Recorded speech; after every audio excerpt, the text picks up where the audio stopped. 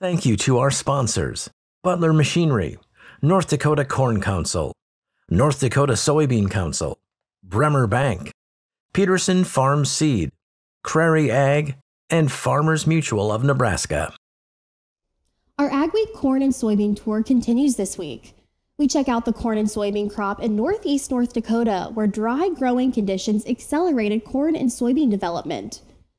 Peterson Farm Seed agronomist Paul Bromley says that area has been hit especially hard and yields are reduced. A wet spring delayed corn planting until mid-May and bean planting until late May. Then the weather turned from excessively wet to hot and dry for the rest of the season. Bromley says that caused the corn to mature early, but he says the maturity varies widely in each field.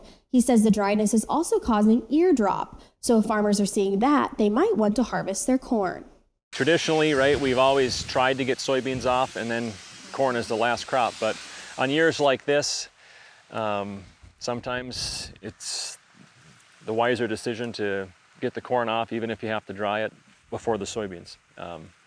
This year it's going to be all over the board. It's going to be like musical headers there for a while, I'm afraid, here coming in the next couple of months. Bromley says the good news is dry conditions mean very little disease, so farmers were able to cut way back on herbicides. Our tour now takes us to central North Dakota, where Jenny Schleck stopped to look at the corn crop. Thanks, Emily. I'm here with Ashley Wolf, North Dakota State University Extension Agriculture and Natural Resources Agent for Stutsman County.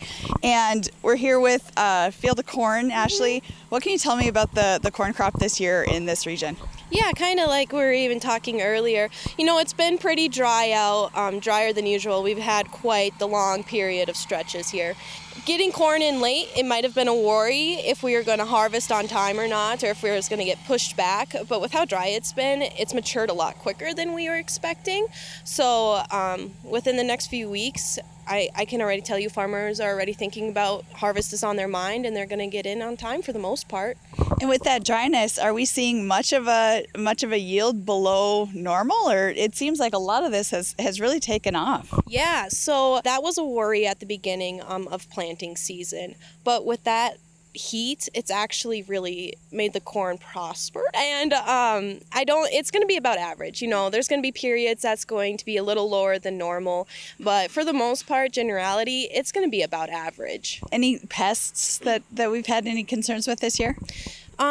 We did have a little bit of grasshoppers come through at the end of the season. It has been worse in the past, so it's just been kind of one of those things that farmers are used to dealing with, I like to say. Wish we could not have to deal with it at all, but it has been worse last year. Other than that, there hasn't been a substantial yield loss due to any insects in both corn or soybeans. We're seeing a lot of the weeds that have made it through the herbicide applications, and so we're seeing resistant kochia come through still. There's been quite a bit of water hemp this year, I've noticed, around the county. And then also barnyard grass. That's been noted quite a bit still throughout the fields, many fields through the county. So those are just some weed management things that I've noted. Thank you, Ashley. Thanks for watching AgweekTV on YouTube. Make sure to like and subscribe. We put out new videos every Saturday.